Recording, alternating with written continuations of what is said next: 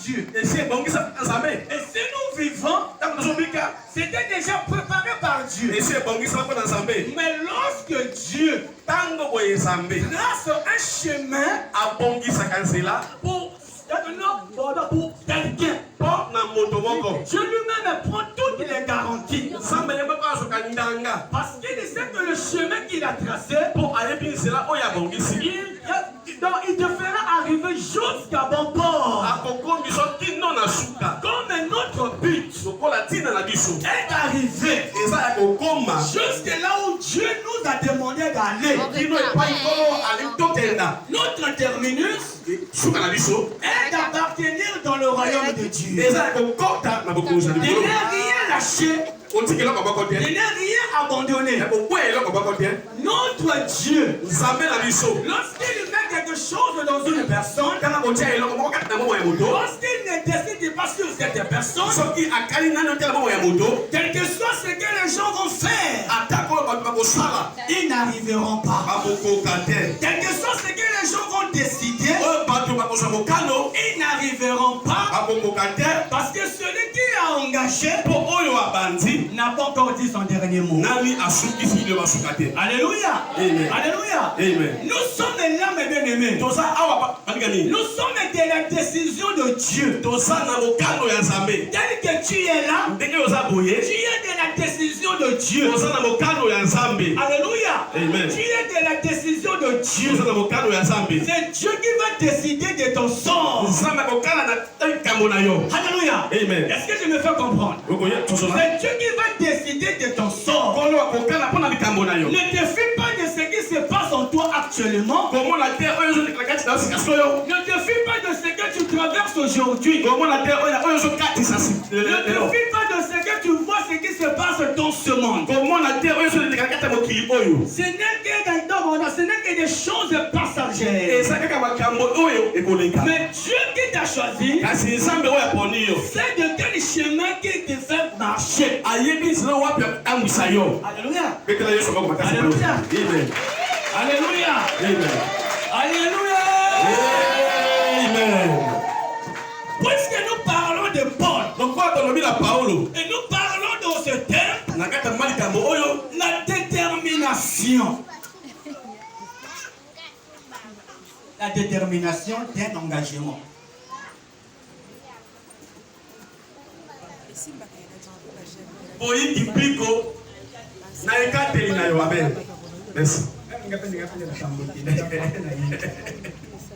Alléluia. Amen. On acclame le Seigneur. La détermination d'un engagement. Mon bien-aimé, la vie de prière n'est pas seulement une vie de roses. Amen. N'est pas seulement une vie de roses. Mais lorsque nous marchons avec Dieu, on a l'assurance que Dieu marche lui-même avec nous. Même si ce qui va arriver, nous marchons la tête haute pour savoir que celui qui m'a engagé dans ce problème, il assurera lui-même la marche. Il y a des choses qui vont arriver. Dès que je l'ai dit, mais c'est lui-même qui t'a engagé dans ce problème. N'a pas dit un dernier mot. Rien ne t'arrivera. On peut t'emmener dans les tribunaux. On peut t'accuser partout. Mais ta vie sera entre les mains de Dieu. On ne te touchera pas. On ne te lapidera pas. Puisque lui-même, il est là pour te garder. Qu'est-ce qui va se passer? Paul a reçu des révélations, a reçu des problèmes, a reçu des visions, a reçu des prophéties, puisqu'il avait dit d'aller à Jérusalem. Lui a dit, Paul, ne va pas à Jérusalem. Parce que là-bas, il y a quelque chose qui va se passer. Il va coûter ta vie. Alléluia. Amen. Alléluia. Amen. Paul le savait. Sa mission n'a pas de limites. Sa mission n'a pas de frontières. Il avait reçu que dans la chambre haute, avant que les apôtres reçoivent le Saint-Esprit, ils étaient dit que vous recevez le Saint-Esprit et vous serez mes témoins partout, les choses que vous assimilez de la terre. Voilà pourquoi Paul, dans cet engagement de ce qu'il avait reçu, il a dit, ma mission n'est pas de s'arrêter en chemin, mais d'aller jusqu'au bout. L'engagement que Paul avait pris, il devait aller jusqu'à la détermination. Alléluia. Amen. Il ne devait pas se fier aux paroles des hommes. Il ne devait pas se fier aux prophéties. Même si c'était la vérité, mais l'engagement ne lui disait pas de s'arrêter. L'engagement lui parlait d'aller jusqu'au bout. Alléluia. Bien-aimé, nous sommes aussi engagés dans cette affaire. Parce que cette affaire nous concerne aussi. Tu as quitté tes parents. Tu as quitté ta maison. Ce n'est pas en fait que tu es venu ici. C'est parce que Dieu t'a choisi. C'est parce que Dieu t'a proclamé. Vainqueur dans votre famille. Il n'était pas laissé dans votre famille afin de périr. Mais il t'a choisi afin de venir recevoir dans la source du bien et d'amener vers ceux qui sont restés dans ta famille. L'engagement que tu as pris n'a pas de limite. Que personne ne t'arrête. Que personne ne te décourage. Que personne ne te dise n'importe quoi. Depuis que tu as commencé à prier, depuis que tu as reçu Jésus, mais qu'est-ce qui ne va pas? Qu'est-ce que tu as reçu? Qu'est-ce que tu as eu? Alléluia. Amen. Paul savait, je n'ai pas reçu de quelqu'un le mandat, mais j'ai reçu de Dieu d'appeler le monde à croire à l'évangile. Même si j'étais malfaiteur, mais Dieu a changé mon identité. Dieu a changé mon identité. Il m'a donné ce mandat d'aller partout. Personne ne m'arrêtera. Et personne ne t'arrêtera en chemin. Que tu as reçu. Le Dieu que tu as reçu ne te laissera pas rester en chemin. Te fera rentrer jusque là où tu devais aller.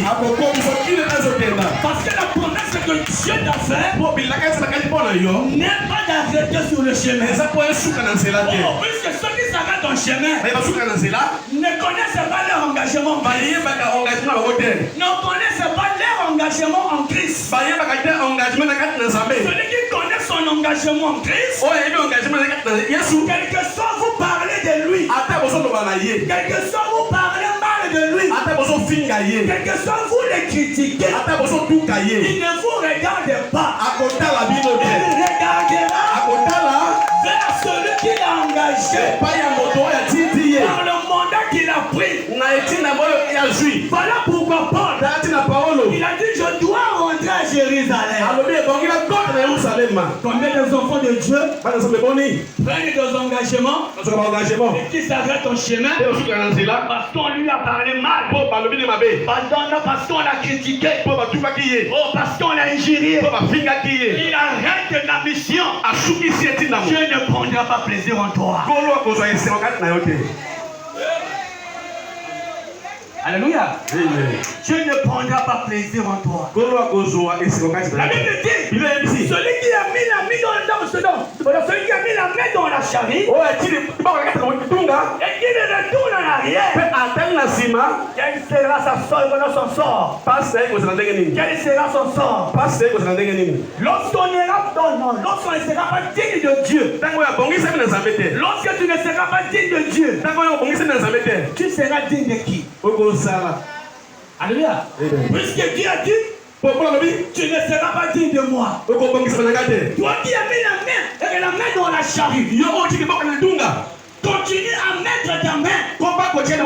Parce que la vie de Christ, la vie de prière, c'est une vie de persévérance. C'est une vie de persévérance. Alléluia. Amen. Alléluia. Amen. Paul est parti à Jérusalem. Paul est parti à Jérusalem. Lorsqu'il va rentrer, ils ont eu des informations pour Paul. Paul est déjà venu. Paul est déjà là. Paul est déjà là. Alléluia. Amen. On va l'attraper. On va l'attraper. On va l'amener. On va le frapper. La Bible dit ceci. Paul, le regard fixé sur le Sanhédrin. Dit, oh mes frères, c'est de toute bonne conscience que je me suis conduit jusqu'à ce jour devant Dieu. Premièrement, d'un chrétien, c'est la bonne conscience. Alléluia. Amen. Beaucoup des enfants de Dieu ne sont pas conscients de ce qu'ils ont venu faire dans l'église. Alléluia. Amen. Qu'est-ce que tu es venu faire à l'église? Alléluia. Amen. Ta présence à l'église, est-ce que c'est dans une bonne conscience que tu es venu? Ou bien c'est par plaisanterie? Alléluia. Amen. Oui, beaucoup des enfants de Dieu sont comme ça. Ils viennent à l'église par plaisanterie. Je le dis tantôt souvent. On va souvent à l'église. Regardez comment le pasteur est habillé. Comment les sœurs sont habillées. Comment sont le réconfort de l'église. Cela ne nous donne pas la vie. Alléluia. Ne nous donne pas la vie tout cela. Mais ce qui nous donne la vie, c'est la parole de Dieu que nous venons écouter avec cette bonne conscience. C'est dans cette conscience que nous sommes engagés. C'est dans cette bonne conscience que nous sommes engagés dans les affaires de Dieu. Parce que celui que nous servons n'est pas un homme, mais Dieu, l'incomparable, le Dieu tout-puissant. Voilà pourquoi cette conscience ne détourne pas de la face de Dieu. Quelles que soient les persécutions, ou quelles que soient les injures, quel que soit tout ce que les gens peuvent faire sur nous, cette bonne conscience ne nous détourne pas de la voie du Seigneur. Alléluia. Amen. Alléluia. Amen. Qu'est-ce qui se passe? Paul